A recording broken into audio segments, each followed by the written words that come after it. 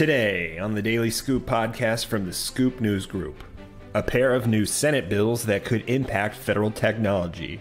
One would ban the purchase of counterfeit electronics. The other would turbocharge the Energy Department's AI work.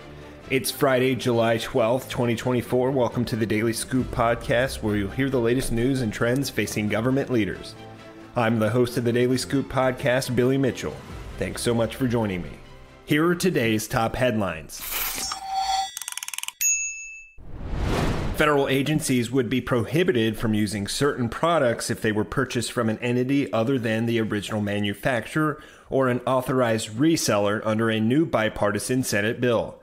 The Securing America's Federal Equipment, or SAFE in Supply Chains Act, was introduced Thursday by Senators John Cornyn and Gary Peters. According to a release, the bill is intended to address the increased risk of cyber attacks that target federal agencies by preventing the purchase and use of equipment from gray market sellers that circumvent trusted supply chains to provide counterfeit products, and is specifically aimed at the purchase and use of information and communications technology. While acquisition rules for the military require contractors to acquire electronics from original equipment manufacturers or authorized resellers, the release said that there are still many cases of federal government employees purchasing technology from gray market sellers rather than authorized sellers. The legislation also includes language allowing heads of agencies to waive the prohibition on certain covered products if they determine there is a national security interest or the use of that product is necessary. To do that, the legislation states the official must give written notice to the Director of the Office of Management and Budget. Senator Cornyn said in a statement that, quote, "The last few years have taught us just how important a secure domestic supply chain is to America's national security," and stated that the legislation would require government agencies to only purchase reliable electronics from trustworthy sellers, helping safeguard our cybersecurity from bad actors around the world. In other news, another new bill from two of the Senate's most influential lawmakers on energy policy calls on the Department of Energy to leverage artificial intelligence to advance its science and security missions.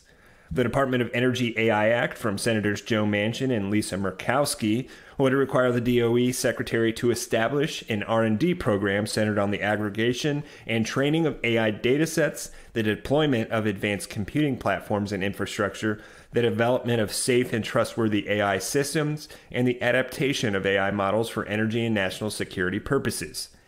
The DOE's national labs would play an especially critical role under the legislation. At least 8 multidisciplinary AI research and development centers would be created and operated by some of the 17 national labs, as determined by the Energy Secretary.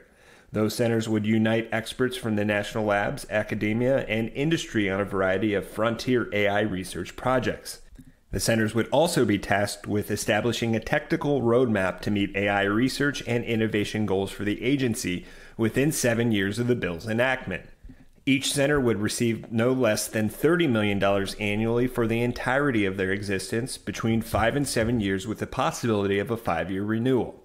The legislation, which would also authorize the agency's Frontiers in Artificial Intelligence for Science, Security, and Technology initiative, additionally calls on the Energy Secretary to develop a taxonomy of AI-related safety and security risks, which includes everything from threats to nuclear weapons systems to critical infrastructure vulnerabilities.